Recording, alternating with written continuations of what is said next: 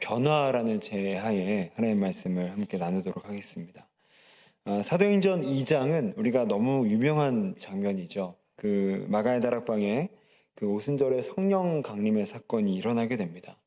이 사건이 얼마나 중요한지는 더 충분한 설명이 없어도 이미 다 아실 거라 생각을 합니다. 교회사뿐만이 아니라 인류의 역사를 바꾸게 되는 부흥의 현장이었고요. 또 하나님의 강력한 임재의 현장이었습니다. 그러니 우리가 살펴보고 있는 이 사도행전 1장, 아직 2장에 도달하기 전에 이 1장의 위치와 의미는요, 성령 강림의 역사가 태동되기 위해서 이 예수님의 제자들이 이 역사를 경험하고 동참하기 위해서 어떤 변화를 받아야 하는지를 말씀하고 있는 겁니다. 그러니까 쉽게 말씀드리자면 2장의 그 강력한 성령의 부으심과 그 부흥과 임재를 경험하기 위해서 1장에서 도대체 제자들이 어떻게 준비되어야 되는가가 이 1장을 좀 우리가 주목하는 관점으로 볼 수 있다는 거죠. 자, 그래서 오늘은 이 12절부터 14절 말씀을 통해서 우리가 이 강력한 우리의 삶 속에서 임재와 부흥의 역사를 경험하기 위해서 우리 또한 어떠한 변화를 받아야 될지를 함께 좀 세 가지로 좀 나누어서 살펴보도록 하겠습니다. 이 첫 번째는요, 우리가 받아야 될 변화는 외형이 아니라 이 속을 꽉 채우는 이 경건의 내적 경건이 세워져야 된다는 겁니다. 자, 오늘 본문 12절 말씀을 보실까요? 자, 12절을 보게 되니까 제자들이 예수님이 승천하신 감람산에서 내려와서, 자, 13절을 보시게 되니까 다락방으로 들어가게 됩니다. 자, 그런데 같은 상황을 설명하고 있는 이 누가복음에 보시게 되면, 자, 우리 누가복음 24장 말씀을 좀 띄워주십시오. 늘 성전에서 하나님을 찬송하니라. 그러니까 지금 누가복음 24장 53절의 말씀과 오늘 사도행전 1장 12절의 말씀은 같은 상황이거든요. 근데 오늘 사도행전에서는 제자들이 모인 곳을 어디라고 표현했습니까? 다락방. 그런데 오늘 누가복음에서는 똑같은 이 공간을 성전이라고 표현을 하고 있습니다. 여러분, 누가복음과 사도행전은 우리가 아는 것처럼 저자가 같아요. 그러니까 같은 단어가 아니라 다른 단어로 같은 장소를 설명했다라는 것은 의도가 있다는 거죠. 자, 그 의도가 뭐였냐면 이 누가복음을 포함한 마태, 마가, 누가, 요한복음, 우리가 사복음서라고 하지 않습니까? 이 사복음서는 성전 시대였습니다. 그래서 유대인들이 눈에 보이는 외형적인 성전을 중시했고요. 그래서 이 누가복음은 이 공간을 성전이라고 표기를 했습니다. 반면에 오늘 사도행전에서는 사도행전 2장에 들어서게 되면 교회가 역사 안에 최초로 태동된 시기가 바로 이 사도행전 시기거든요. 그런데 인류의 첫 교회는 사람들 눈에 보기에 누추해 보일 수 있는 다락방에서 탄생하게 됐다는 겁니다. 이게 무슨 말이냐면 사도행전 시기는 이제 그 사복음서의 성전 시대가 막을 내린 겁니다. 다시 말해서 성전의 외형이 얼마나 화려하냐, 얼마나 높이 쌓았냐, 더 좋은 대리석을 갖다 썼냐, 이런 외형적 중심의 평가가 그 시대가 막을 내렸다는 겁니다. 그래서 성령님은 외형적으로 보기에 누추해 보일 수 있는 그 마가의 다락방에 인류의 첫 교회를 태동시켰다는 거죠. 사랑하는 성도 여러분, 오늘 이 말씀이 우리에게 주는 도전이 뭡니까? 오늘 우리가 부흥과 임재를 우리 이 땅에서 경험하기 위해서는 변화될 모습이 하나가 있는데 그 모습은 바로 외형적인 번지르르한 신앙의 모습이 아니라 우리의 속사람, 우리의 진짜 내면, 하나님이 보시는 우리의 중심이 그렇게 변화되어야 된다는 겁니다. 여러분, 이 당시의 성전은요, 정말 화려했습니다. 이 당시의 성전은요, 헤롯이 46년에 걸쳐서 공사를 했습니다. 여러분, 우리 아파트만 뭐 가더라도 1, 2년이면 뚝딱 그냥 짓지 않습니까? 근데 무려 46년을 지었다는 것. 그리고 그 역사가 요세푸스에 따르게 되면 그 당시에 이 성전의 그 돌 하나의 길이가 무려 20m라고 합니다. 20m. 여러분 놀라지도 않으세요? 저는 되게 놀랐거든요. 20m면 여러분 상상이 안 가는 그 돌 하나가요. 벽이 아니라 전체 벽이 아니라 그 벽을 하나하나 맞추는 돌 하나가 20m라는 거예요. 그러니까 이러한 화려하고 정말 사람이 보기에 압도될 만한 이 성전의 겉모습, 외형이 있었다는 거죠. 그런데 이렇게 화려했던 성전의 그 외형의 이면의 속은 어땠습니까? 너무 부패했고 너무 변질됐습니다. 여러분, 유대인들은요, 이 성전이 세워진 장소를 지구의 배꼽이라고 불렀습니다. 무슨 말이냐면 성전이 지구의 중심이기 때문에 그 성전에 출입하는 우리 유대인들이 지구의 중심이라는 겁니다. 그런 의미 때문에 모든 이방인들을 다 배타적으로 멸시하고 무시했습니다. 우리는 우등한 민족, 저 위에 이방 민족은 열등한 민족.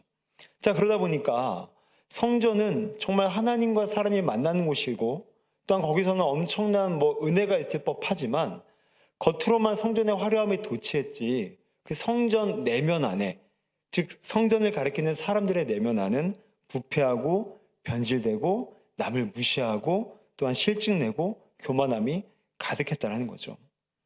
여러분, 예수님의 제자들도 여기에 자유롭지 못했습니다. 그들 또한 유대인이었기 때문이죠. 그래서 사복음서 안에서 우리가 많이 익숙한 모습이죠. 제자들의 모습이 항상 어땠습니까? 누가 크냐며 싸우기도 했고요. 또한 자기들만 옳다며 병든 혈루증 여인이나 또 어린아이들을 예수님께 가까이 온 것들을 금했습니다. 그만큼 우리는 우등, 남들은 열등이라는 그러한 배타성이 있었기 때문에 성전은 겉으로는 화려하고 겉으로는 뭔가 위용이 있었지만 그 성전 내부 안에 사람의 마음은 이미 변질, 부패, 교만한 마음들이 그 성벽, 그 성전을 함께 무너져가고 있는 상황이었던 거죠. 그러면 그런 성전에 비해서 다락방은 어떤 곳입니까? 여러분, 성경에서 다락방은 늘 섬김과 사랑을 발산하는 공간이었어요. 그래서 다락방에서 아주 유명한 사건들이 나오는데 그 중에서 하나가 뭐였냐면 예수님께서 제자들의 발을 씻겼던 공간이 바로 다락방이었습니다. 그런가 하면 마지막 만찬, 이 최후의 만찬이라고 하죠. 제자들에게 자신의 몸과 피를 함께 흘리겠다는 예수님의 사랑과 섬김을 발산했던 공간은 성전이 아니라 다락방이었습니다.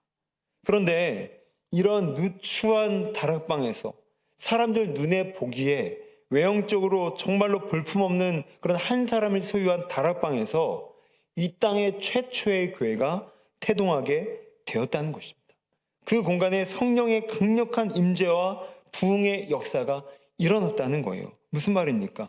이제 겉으로만 번지르르한 성전 외형 중심의 신앙이 아니라 겉으로는 볼품 없어도 뭔가 겉으로는 내설만 게 없다 할지라도 진짜 나의 내면에서 사람과 섬김이 발산하는 그 사람이야말로 하나님께서 쓰시는 성전을 가리킨다라는 것입니다. 그럼 특별히 우리가 살아가고 있는 현대는 이미지 사회입니다. 그래서 너나 나나 남녀노소 가릴 것 없이 다 이미지에 굉장히 많은 신경을 써요. 관심을 집중합니다.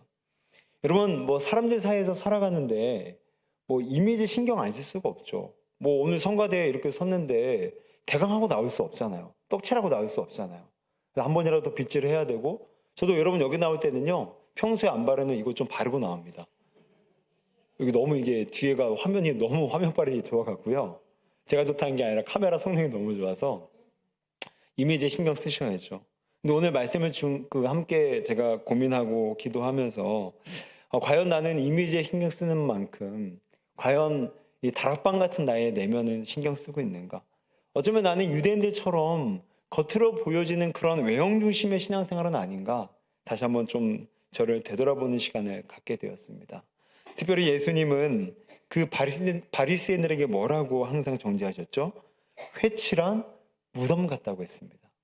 그럼 회칠한 무덤이라는 뜻이 뭐냐면요, 이 유대인들은요 1년에 한 번씩 무덤에다가 하얗게 칠합니다. 거기를 경계 짓는 거죠. 쉽게 사람들이 실수로라도 접촉하지 못하도록 티를 내는 겁니다. 그런데 이게 하얀색으로 칠하다 보니까 이 정오 때, 아주 햇볕이 강할 때는 빛이 반사돼서 너무 무덤인데도 이게 이뻐 보이고 아름답게 보인다는 거죠. 그런데 바리새인들의 신앙이 회칠한 무덤 같다라는 거예요. 겉은 정말로 전통과 형식을 잘 지키고 하루에 3번 기도하고 구제와 또 열심으로 성실을 다하지만 그 안에는 예수님을 배반하고 사람들을 무시하고 나만 중심이고 남들은 변두리인 것 같이 여기는 그러한 배타성을 예수님께서는 지적하셨던 겁니다. 우리 사랑하는 성도 여러분, 오늘 이 시간 이 말씀을 통해서 우리 마음 가운데 혹시나 회칠한 무덤 같은 나의 신앙이라면 여러분 더 이상 무덤에 회를 칠하는 일에 집중하지 마시고 무덤 같은 나의 속마음이 시냇가와 같이 흐르는 그런 생명수가 흐르는 그런 성전 같은 그런 은혜가 있으시기를 주의 이름으로 축원드립니다. 오늘 제자들은 이렇게 마음이 변화를 받아서 그런 성전에서 다락방 같은 마음으로 변화되었을 때 그곳에 성령이 강림하시게 됩니다. 우리 역시도 내 겉을 자랑하는 성전 같은 신앙생활이 아니라 나의 전통과 형식을 얼마나 잘 지켰느냐는 그런 성전 관점의 신앙생활이 아니라 겉으로는 뭔가 내설만 것 없어도 다락방같이 뭔가 볼품없다 할지라도 나의 내면 안에서 나의 중심 안에서 정말로 아름답게 복되게 구별되게 우리 하나님을 섬기는 그런 저와 여러분 되시기를 주의 이름으로 축원드립니다. 그런가 하면 두 번째로 우리가 이 강력한 또 역사와 또 임재를 경험하기 위해서 변화될 두 번째 포인트는요. 마음을 같이 하는 이 공동체의 변화를 우리가 꿈꿔야 된다는 겁니다. 자, 우리 14절 말씀을 보실까요? 자, 14절을 보게 되니까 마음을 같이 하여라는 문구가 나옵니다. 이 신약 성경 안에서 그러니까 마태복음부터 요한계시록 안에서 이 마음을 같이 하다라는 문구가 총 11회가 나오는데 특별히 이 문구가 사도행전에서만 10번이 나옵니다. 그만큼 사도행전은 교회가 태동되었던 시기라고 말씀을 드리지 않았습니까? 그러므로 교회가 부흥과 이 강력한 성령의 임재를 경험하려면 마음을 같이 해야 되는데 사도행전에 이것이 10번이나 강조됐다는 것은 그만큼 교회가 마음을 같이 하는 게 쉽다 어렵다? 어렵기 때문에 이렇게 이 10번이나 여기서 강조하고 또 강조했다는 거죠. 이 사도행전의 그 갈등과 분열의 대표적인 사건이 뭐였냐면요. 이 바로 사도행전 6장에 나오는 사건입니다. 이 구제 문제로 인해서 이 갈등이 생겨서 히브리파 사람들과 이 헬라파 사람들이 분열되어서 이 교회가 쪼개질 위기에 처했다는 거죠. 그러니까 쉽게 말하면 떡 문제 때문에 싸운 거예요. 아니 왜 저 파에는 떡을 많이 주면서 왜 우리 파는 떡을 조금 주냐. 여러분 원래 교회라는 곳은요. 큰 문제로 쪼개지지 않습니다. 항상 떡 문제, 작은 문제, 사사 문제 때문에 이 싸움들이 확장되어서 교회로 쪼개는 일들이 일어났다는 거죠. 여러분 초대교회 수준에서도 그 엄청나게 높은 수준에서도 떡 문제 하나 때문에 사람들이 시험 받아서 이 성경에 나오는 교회조차도 쪼개질 위기에 처했다라면 이 시대 교회, 그 후의 교회들은 얼마나 더 위태하겠습니까? 그래서 저도 정말 별일 아닌 문제로 교회가 싸우는 것들을 많이 경험하게 됐어요. 어떤 교회는요, 이 커튼 색깔을 고르다가 싸우는 거예요. 아, 우리 노란색으로 하자. 아, 우리 초록색으로 하자. 이러다가 교회가 정말 두동강 나는 교회도 저는 직접 봤습니다. 그런가 하면 또 어떤 교회는요, 이미 저희 교회는 드럼이 강단 위에 올라오고 이미 한 시대 전에 이미 이 이슈는 끝났지만 옛날에 한참 이렇게 뜨거웠을 이런 논쟁이 있었을 때는 교회 드럼을 올리냐 마냐 문제로 굉장한 또 갈등이 있어서 정말 교회가 쪼개지는 경우도 많이 있었다는 거죠. 근데 여러분 이게 바로 마귀의 전략이라는 겁니다. 자꾸 섭섭하게 만들고요. 나만 피해자인 것처럼 억울한 생각을 갖게 합니다. 그러니 마음을 같이 하는 게 안 되다 보니까 결과적으로는 성령의 임재와 부흥의 역사가 이 사도행전 2장의 역사가 우리 가운데 일어나지 못한다라는 거죠. 근데 오늘 이런 위기 속에서도 오늘 13절 말씀을 보시겠습니까? 자, 13절을 보게 되면 예수님의 제자들과 이 끝부분에 예수님의 가족의 명단이 함께 나오게 되는데 사실 이들 가운데서는요. 도저히 마음을 같이 할 수 없는 구성원 멤버들이 있습니다. 제가 예를 들어서 좀 꼽아드리자면요. 먼저 베드로와 도마입니다. 여러분 베드로는요. 굉장히 감정적인 사람이에요. 그래서 툭 하면 내가 주를 부인하지 않겠습니다. 내가 죽을지언정 절대로 주를 부인하지 않겠습니다. 여러분 이건 이성적인 고백입니까? 감정적인 고백입니까? 감정적인 고백이죠. 그렇죠. 순간 튀어나오는 감정에 이렇게 말로 나오는 거죠. 자, 그런데 이런 베드로와는 달리 도마는요, 굉장히 이성적인 사람이었습니다. 그래서 어떤 말을 합니까? 내가 주님의 못 박힌 손과 발을 보지 않고는 절대로 내가 주님을 믿지 않겠다. 그러니까 굉장히 이성적이고 뭔가 증거를 들이대야만 함께 좀 나아갈 수 있는 신앙인이었다는 거죠. 그런데 이렇게 달랐던 감정적인 사람 베드로와 또한 이성적인 사람 도마가 한 공간에 모여 마음을 같이하여 오로지 기도에 힘쓰게 되었다는 거예요. 딱 그런가 하면 또 한 그룹이 있습니다. 그것은 바로 마태와 셀롯인 시몬이에요. 자, 이 둘은요, 엄청난 앙숙관계였습니다. 여러분, 마태의 직업이 뭐였습니까? 직업? 셀이었습니다. 셀이가 뭐 하는 사람이었죠? 세금을 걷어서 누구에게 갖다 바칩니까? 로마에게 갖다 바치는 사람이었어요. 그런데 이 셀롯인 시몬은요, 그 당시에 열심당이었습니다. 열심당이 뭐냐면 마태 같은 사람들을 잡아다가 죽이는 사람이었어요. 그래서 민족의 해방자, 극단적인 민족을 해방시키는 급진적인 민족주의자들이었습니다. 그래서 마태같이 뭔가 나라를 배신했다라는 그런 이미지가 있고 그런 일을 했던 사람들을 정말 때리기도 하고 죽이기도 하고 해쳤던 사람들이 이 셀롯인 시몬이었습니다. 그런데 이런 마태와 셀롯인 시몬이 어떻게 해요? 함께 모여 지금 마음을 같이 해서 기도하고 있었다는 거죠. 여러분, 제자들은요, 항상 사복음서 안에서 누가 크냐며 싸웠습니다. 그 안에 시기와 질투, 긴장이 늘 흘렀습니다. 그런데 그랬던 제자들이 사도행전 오늘 1장, 오늘 이 본문 안에서 그렇게 앙숙관계였고 그렇게 물과 기름 같던 관계였던 두 그룹들이 어떻게 하나로 모여 이렇게 마음을 같이하여 모일 수 있었겠습니까? 그럼 그 비결은요, 바로 그들은 내 탓을 했다는 겁니다. 여러분, 공동체가 마음을 같이 한다는 것, 특별히 둘의 사람이 한 사람처럼 마음이 하나가 된다는 것은요, 100%가 되는 거잖아요. 그렇죠? 마음은 하나이기 때문에 100%입니다. 그럼 100%가 되면 어떻게 됩니까? 나 50, 너 50을 버려야 돼요. 나 50, 너 50을 버리지 않으면 둘이 200%가 되어서 허건날 치고받고 싸우는 거죠. 그런데 100%가 되려면 나 50대고 너 50대고 와야만 진짜 한 몸이 된다는 거죠. 그럼 이것은 남편과 아내 관계뿐만이 아니라 교회 공동체, 친구 관계 다 원리는 동일합니다. 내가 50을 떼고 네가 50을 떼야 그 둘과 그 가정과 그 구역과 그 공동체는 하나가 될 수 있다는 거죠. 그런데 문제는 내가 내 탓을 하지 않게 되면 모든 문제의 근본 원인을 그 사람 상대방에게 지목하게 되면 내 50은 절대로 포기하지 못합니다. 그러면은 둘이 합쳐 공동체가 합쳐 100이 안 된다는 거죠.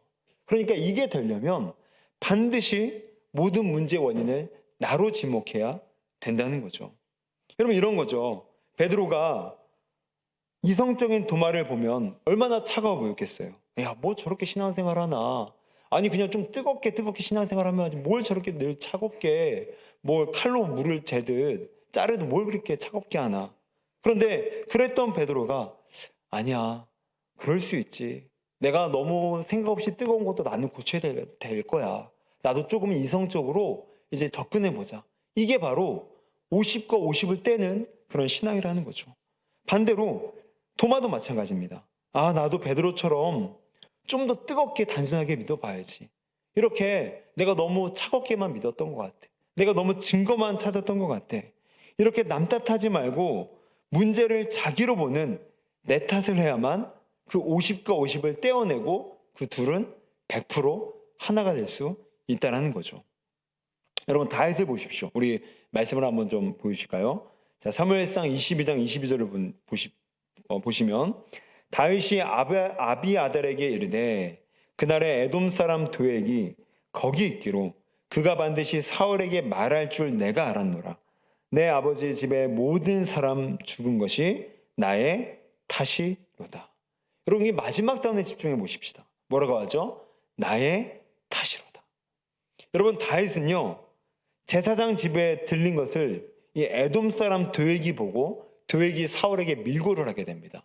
그래서 사울이 그 사람을 시켜서 제사장을 싹 다 죽이게 만들어요. 이 사실을 알고 난 뒤에 다윗이 뭐라고 고백을 하죠? 아니 뭐 나도 어쩔 수 없었지 뭐 그냥 난 잠깐 들린 것뿐인데 이렇게 고백하지 않습니다. 그래 이건 내 탓이야. 내 탓이야. 내가 들렸기 때문에. 근데 여러분 이 고백은 정말 그 당시의 상황을 보면 쉽지가 않았습니다. 여러분 지금 다윗은요 한가하게 시간 보내는 사람이 아니었습니다. 편안한 상태가 아니었습니다. 지금 다윗은요 망명생활 중에 있었습니다. 그러니 자기를 도와줄 자가 한 명이라도 더 확보가 되어야 되는데 지금 다윗이 스스로 내 탓이라고 하게 되면 그 누가 다윗을 쉽게 도와주겠냐고요. 그런데 이런 상황에서도 오늘 다윗은 이것은 내 탓이다. 내 잘못이다. 내가 문제다. 여러분 이것이 바로 다윗의 리더십이었습니다. 내 탓하는 리더. 여러분 사람들은 거기에 다윗을 따랐고 결국 다윗은 우리가 아는 것처럼 다시 경고한 왕의 지위와 위치를 찾게 됩니다. 아마 다윗이 이런 망명생활 중에 계속 남 탓하게 되고 상대방 탓하게 되고 사울 탓만 하게 됐더라면 다윗은 아마 견고하게 왕의 자리로 돌아가지 못했을 것입니다. 그러나 내 탓했던 그 리더십에 사람들이 모이기 시작했고 내 탓이라 여기는 리더 앞에 사람들이 감동을 받아 다시금 왕으로 다윗을 추대하게 되고 그래서 다윗의 리더십은 더욱더 곤고하게 아주 굳건하게 자리를 잡게 되었다는 거죠. 여러분 한번 손을 이렇게 한번 해보시겠습니까? 옆에 있는 사람 한번 삿대질 한번 해보세요. 삿대질. 여러분 이렇게 삿대질을 하게 되면요 이게 우리 항상 남 탓하는 시그널이잖아요. 근데 여러분 그거 아시죠? 이 집게 손가락은 남을 향하고 있지만 안쪽에 셋, 넷, 다섯 번째 손가락은 누굴 향하고 있습니까? 나를 향하고 있어요. 그러니까 여러분 항상 남을 탓하고 싶으면 이렇게 탓하세요. 이렇게. 여러분 결국 무슨 말입니까? 결국 남을 탓하는 건요. 결국 자기를 욕되게 하는 그것밖에 안 된다는 겁니다. 그러나 나를 탓하는 그 사람에게 사람이 모이고요. 나를 탓하는 그 사람에게 세상은 바보처럼 여길지라도 하나님은 그런 바보를 사용하셔서 하나님의 왕성한 나라를 이루실 줄로 믿습니다. 여러분 그 박찬숙 성도의 간증이에요. 다른 교인의 이제 간증문인데 잘 들어보십시오. 저와 남편은 맞벌이 부부인지라 토요일과 주일에만 만납니다. 그러니까 이제 주말 부부죠, 소위. 이 남편은 토요일에 일하다가 저녁에 집에 오자마자 밥을 먹고 교회 소그룹 모임을 인도합니다. 참 훌륭한 남편이세요. 토요일에 오자마자 저녁 잡수시고 바로 또 교회 소그룹 모임을 인도하러 또 나가시는 겁니다.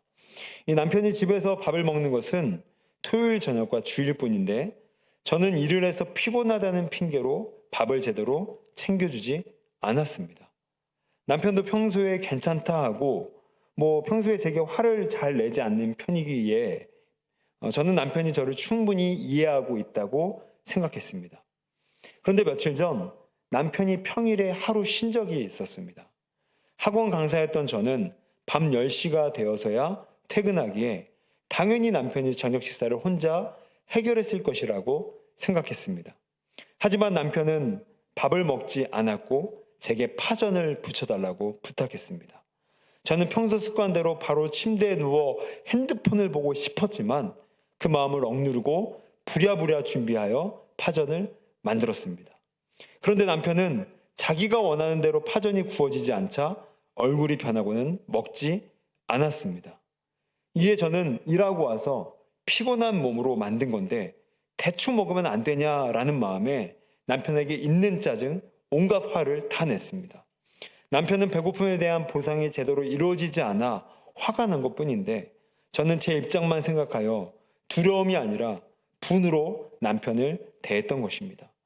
주님이 아무것도 없던 저에게 남편과 두 자녀를 주셨음에도 저는 남편을 도와 돈을 번다는 이유로 가정주부로서의 역할을 게을리했습니다. 오후 5시에서 10시까지만 수업을 하기에 오전에 충분한 시간이 있었음에도 말입니다. 이제는 더 이상 핑계대지 않고 집안일을 열심히 하여 남편의 피로도 잘 살피겠습니다. 여러분 이 일을요 객관적으로 보시게 되면요 여러분 누구의 탓입니까? 누구의 탓입니까? 나라고 하면 괜히 내가 손해보는 것 같고 남편이라고 하면 왠지 설교에 반대하는 것 같다 말씀을 못 하시겠죠? 여러분 이를 객관적으로 보면요 서로가 다 이해가 됩니다. 여러분, 한 주에 집에 와서 딱 두 끼 먹는 거예요. 먼저 남편의 입장을 보자고요. 여러분, 오랜만에 남편이 평일에 들어온 겁니다. 정말 오랜만에. 이미 아마 퇴근한 아내와 제 생각에는 정말 오랜만에 파전이 문제가 아니라 파전을 먹으면서 그동안 나누지 못했던 이 부부간에 이런저런 담소를 아마 나누고 싶었을지도 몰라요. 여러분, 남자가요, 혼자 지방에 내려가 있으면요, 얼마나 고독하고 얼마나 무료한지 모릅니다. 여자분들은 혼자서도 잘 사시는 것 같아요. 이것저것 하면서. 근데 남자는요, 나이 들면 들수록 혼자 못 사는 게 남자더라고요. 정말로요. 저희 아버지도 좀 젊었을 때는요, 혼자 다 하셨어요. 집에 오면은 밥도 알아서 차려 드시고, 빨래도 알아서 하시고, 그냥 알아서 또 아침에 일어나서 또 출근하시고, 퇴근하시고, 알아서 하셨는데, 점점 나이가 들면 들수록 어머니의 부재가 바로 아버지의 컨디션의 다운으로 이어지게 되더라고요. 그만큼 남자는 혼자 못 삽니다. 근데 그 고독과 그 무료를 참고 정말 오랜만에 평일에 올라왔는데, 이 아내와 파전 먹으면서, 파전을 중요한 게 아니라 파전 사이에서 오고 가는 정이 더 고팠겠죠. 파전에 사이다 마시면서 이런저런 아이 얘기도 하고, 교육 얘기도 하고, 우리 집 이제 미래 얘기도 하고, 담소를 얼마나 나누고 싶었겠습니까? 저는 개인적으로 이 간증에서 남편이 파전 때문에 삐친 게 아니라고 저는 확신을 해요. 분명히 파전을 가지고 오는 아내의 얼굴에서 남편이 기대했던 분위기가 나지 않으니까 거기에 지금 상심을 했던 걸로 저는 생각이 됩니다. 왜요? 지금 아내가 그렇게 얘기를 해줬잖아요. 내가 핸드폰 보고 싶은 마음을 억누르고 파전을 부랴부랴 준비했다고 했지 않습니까? 그러면 벌써 얼굴에 다 쓰여져 있을 거예요. 막 파전 하는데 온갖 막 인상을 다 써가면서 야, 파전 먹어. 그러니까 저의 상상입니다, 이거는. 그러니까 분명히 싫은 개색이 날 법했을 거예요. 그러니 이 무드, 함께 아내와 정을 나누고 싶었던 이 남편은 속상한 게 객관적으로 이해가 된다는 거죠.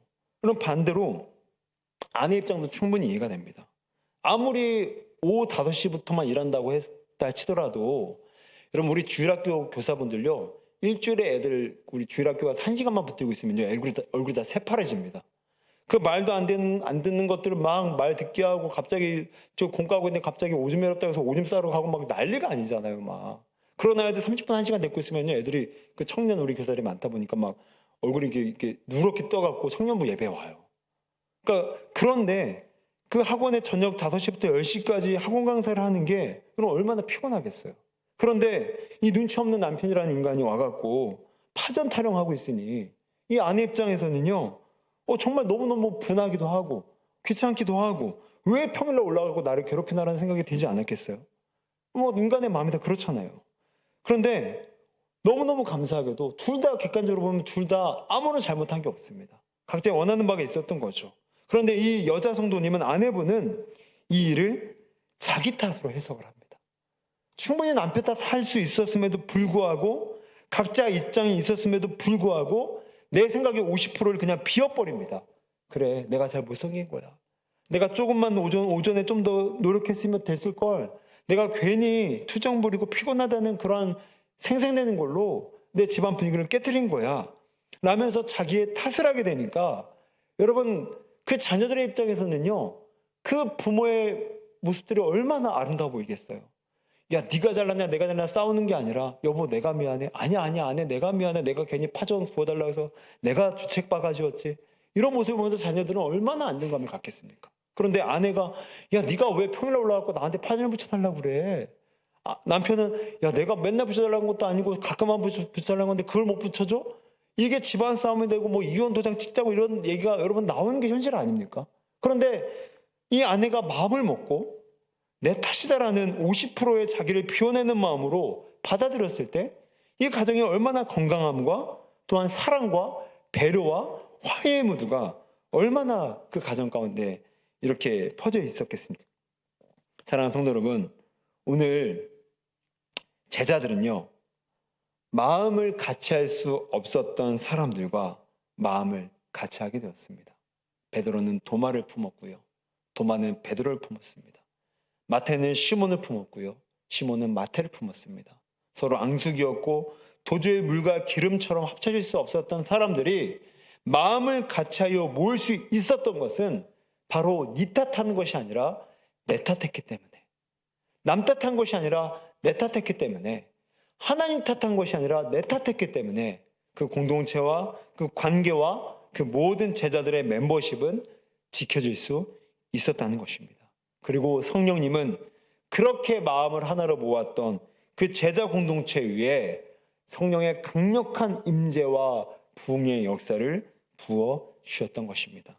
그러면 우리 역시도 남 탓하는 것이 아니라 내 탓하셔서 내 50%를 비워내셔서 이제는 남을 수용하는 모든 관계들이 되셔서 그 가정과 그 직장과 그 학교와 그 공동체 가운데 놀라운 성령의 역사가 일어나시기를 주의 이름으로 축원드립니다. 자, 그런가 하면 마지막으로요, 어떠한 변화가 우리 역사에 초석이 되었는가? 이 마지막 세 번째 변화점은요, 오로지 기도에 힘썼기 때문입니다. 자, 우리 14절을 마지막에 보게 되면 이 문단을 오로지 기도에 힘쓰더라 라고 오늘 누가는 마치게 됩니다. 이들은 예수님의 승천일로부터 시작해서, 그러니까 부활한 지 40일째죠. 그리고 오순절, 부활한 지 50일째, 이 열흘간 동안 오로지 마가의 다락방에 함께 모여 마음을 같이 해서 오로지 기도에 힘쓰게 됩니다. 여러분, 그렇습니다. 부흥과 임재의 역사는 기도하는 사람들 위에 부어지는 겁니다. 모든 것이 은혜라고 하지만 그 은혜를 갈망하며 아무것도 안 하는 인생이 아니라 그 은혜를 갈망하며 기도로 무릎을 꿇는 인생 가운데 부흥의 역사는 나타나게 될 줄로 믿습니다. 제가 언젠가 얼마 전에 여의도 순복음교회 이용훈 목사님의 설교를 잠깐 듣다가 이 기도의 능력에 대해서 좀 부각된 스토리가 있어서 좀 가져와 봤는데요. 이 여의도 순복음교회 문미경 성도님이라는 분이 계세요. 근데 이 딸이 다이라는 중학생인데, 이 다이 중학생이 하루는 지하철 화장실에 쓰러져 있는 것을 뒤늦게 영무원이 발견해서 이제 119로 이제 후송해서 병원에 가게 됩니다. 그랬더니 병명이 뇌출혈이었고 이미 쓰러진 지 3시간, 4시간 지났기 때문에 의사는 골든타임 끝났다. 이거 가망 없습니다. 그냥 보내주십시오. 이렇게 얘기를 하더래요. 근데 여러분, 어떤 어머니가 그냥 보내겠습니까? 선생님, 장애인 돼도 좋습니다. 숨만 쉬게 해주십시오. 평생을 그냥 병상에 누워도 좋습니다. 라는 간절한 마음으로 의사를 설득했고, 의사는 이제 부랴부랴 이제 수술을 들어가게 된 거예요. 수술에 들어가고 나서 그 사이에 이 문미경 성도님과 그의 시어머니는 정말로 이 병원 밖을 절대로 움직이지 않고 계속해서 기도했다고 합니다. 틈나는 대로 기도하고 또 아찔아찔할 생각이 들어올 때마다 계속해서 기도로 싸웠다고 합니다. 할 수 있는 건 기도밖에 없었기 때문에 정말로 오로지 힘을 다해서 기도했다고 해요. 그런데 기적이 일어나게 됐어요. 쓰러진 지 13일째 되는 날 아이가 눈을 깜빡이게 되었고요. 며칠 후에 아이는 엄마 아빠를 부르면서 울기 시작했습니다. 중학생이었는데요. 그리고 쓰러진 지 27일 만에 이제 의식을 완전히 회복했고 지금은 뛰어다니면서 행복하게 학교 생활을 잘하고 있다고 합니다. 그런데 이 아이가 혼수 상태로 있던 과정에서 나중에 의식이 깨고 나서 아이가 고백을 하는데 이 혼수 상태 때 꿈을 꿨대요. 무슨 꿈이었냐면 자기 앞에 강이 하나 흐르고 있는데 강 건너에 문이 2개가 있더래요. 근데 한쪽 문에는 사람들이 기쁜 표정으로 서 있고 한쪽 문에 줄진 사람들은 슬픈 표정을 서 있었다고 합니다. 여러분, 어딘지 아시겠죠? 바로 천국과 지옥이었고 그 강은 꿈속에서 요단강이라고 그 다이 학생이 들었다고 합니다. 그런데 자기가 이제 그 요단강을 건너냐 마냐라고 이렇게 쭈뼛쭈뼛대고 있는 사이에 예수님께서 다가오셔서 다이야, 내가 너를 사랑한다. 내가 너를 지금 붙잡고 있어 라는 말씀을 하셨다고 합니다. 여러분, 다이 가정이 이 사건을 통해서 배운 게 무엇입니까? 여러분, 가정은 기도했습니다. 모든 식솔들은 기도했습니다. 그리고 하나님께서 이 기도에 응답하신 것을, 그래서 하나님께서 기도를 통해 일하셨음을 모든 가정들이 경험했다는 거죠. 여러분, 믿음이 없는 사람들은요, 이런 기적을 경험하더라도 하나님의 실체에 접근하지도 못합니다. 아, 내가 운이 좋았나 보다. 아, 내가 재수가 좋았나 보다. 우연히 내가 잘 얻어 걸렸나 보다. 이 정도로 기적을 맛봅니다. 그러나 우리 믿는 사람들은요, 이 모든 기적의 주체는 하나님이심을 믿습니다. 그리고 우리의 모든 기도가 하나님을 움직이게 되었고 하나님의 놀라운 역사가 응답으로 기적을 우리에게 주셨음을 우리는 고백할 수가 있다는 것이죠. 그러니 기도했기 때문에 이 가정은 그냥 기도했기 때문에 이 가정은 우연히 발생한 기적으로 이 사건을 폄하한 것이 아니라 이 기적은 우리 가정을 붙들고 계시는 하나님의 놀라운 통치의 순간이었다라는 고백을 하게 돼요. 어떻게 해요? 기도했기 때문에요. 만약에 기도하지 않았더라면, 만약에 다윗이 이렇게 기적적으로 살아났어도 이 가정은 기도의 능력도, 기도의 맛도, 기도의 소망도 경험하지 못했기 때문에 기도하지 않는 가정으로 그 가정이 끝났을 것입니다. 그러나 기도했고 기도 가운데 꿈을 통해서라도 하나님은 이렇게 다윗에게 보여주심을 통해서 우리의 기도가 그냥 흩날리고 떨어지는 기도가 아니라 하나님께 올라가셔서 하나님께서 우리에게 응답하셨구나라는 것을 기도했기 때문에 기도의 능력으로 이 기적을 정의할 수 있었다는 것이죠. 여러분, 이렇게요, 기도할 때 우리는 능력을 경험하게 될 줄로 믿습니다. 아무리 식상하다 할지라도, 아무리 기도가 초라하다 할지라도, 수년 걸쳐 올려드린 기도가 응답이 안 되어서 포기된다 할지라도, 포기하고 싶은 마음이 든다 할지라도 기도하게 되면 반드시 하나님께서 때에 맞게, 가장 적합하게, 가장 시기에 맞게 우리 하나님은 응답하는 하나님이심을 믿으시길 바랍니다. 그런데요, 기도는요, 이러한 종류의 기적도 일으키고 초자연적인 역사도 일으키는 게 맞지만 성경이 우리에게 줄 수 있는 가장 기도의 유익은 뭐냐면 바로 기도의 당사자가 변한다라는 겁니다. 여러분, 그 유상섭 총신대학교 예전 교수님에 따르게 되면 이 성경에서 예수님의 제자들이 기도의 사람으로 등장하는 장면이 한 군데도 없다라고 이 관찰을 하게 됩니다. 근데 여러분, 여기서 우리는 의문이 들죠. 제자들은 유대인들이었습니다. 유대인들은요, 기도를 안 했을 리 없습니다. 다니엘이 하루 3번 기도했던 전통을 유대인들은 지금도 따르고 있기 때문에 제자들 또한 유대인들이었기 때문에 유대인들은 분명하게 기도했을 겁니다. 기도의 삶을 살았고 기도가 당연했고 기도는 그의 삶의 하나의 빼놓을 수 없는 형식이었을 거예요. 그런데 성경은 제자들의 기도를 전혀 기록하지 않습니다. 그 기도에 무관심한 것이 아니라 무슨 의미입니까? 그 기도가 하나님을 기쁘시게 할 만한 기도가 아니었기 때문에, 예수님의 제자다운 기도가 아니었기 때문에 그 기도의 장면을 뺐다라는 겁니다. 일부러, 의도적으로요. 그래서 사복음서의 제자들의 항상 우리가 봤던 것처럼 제자들은 욕심을 부렸고요, 욕망을 부렸고요, 세속적인 정치적인 열망 가운데 늘 소망을 갖던 사람들이었습니다. 그러니까 그들은 기도했어도 하나님의 뜻에 맞는 기도를 한 것이 아니라 자신의 욕망과 욕심에 따른 기도를 했을 것이고, 성경은 그러한 기도를 했던 제자들의 모습을 의도적으로 기록하지 않았다는 겁니다. 그런데 오늘 본문에서 오로지 기도에 힘쓰더라, 거의 유일하게 제자들의 기도하는 장면을 오늘 본문에서 담고 있습니다. 무슨 차이입니까?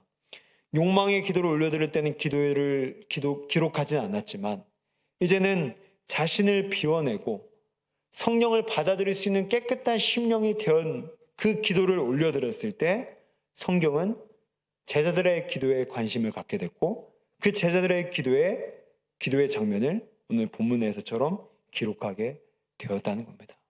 그러니까 오늘 제자들은요, 기도했을 때 바로 자신이 먼저 깨끗해지고 자신이 먼저 욕심을 버리게 되고 자신이 먼저 하나님의 뜻을 찾아 추구하는 그런 사람으로 변화를 받은 것이 바로 기도의 능력이라는 겁니다. 사랑하는 성도 여러분, 우리 역시도 기도하다가 우리에게 가장 유익되는 것은 물론 기적과 능력과 초자연적 치유와 기적을 경험한 것도 있겠지만 가장 우리에게 좋은 점은 기도할 때 우리가 변화된다는 것입니다. 하나님의 뜻에 맞게, 하나님의 방향성에 맞게, 하나님의 말씀에 맞게 우리가 변화되는 것이 바로 기도의 능력이라는 것입니다. 그러므로 이제는 계속해서 기도하셔서 내가 변화되어지고 내가 바뀌어지는 그런 은혜, 그런 삶이 되시기를 주의 이름으로 축원드립니다. 우리 함께 이 시간에 통성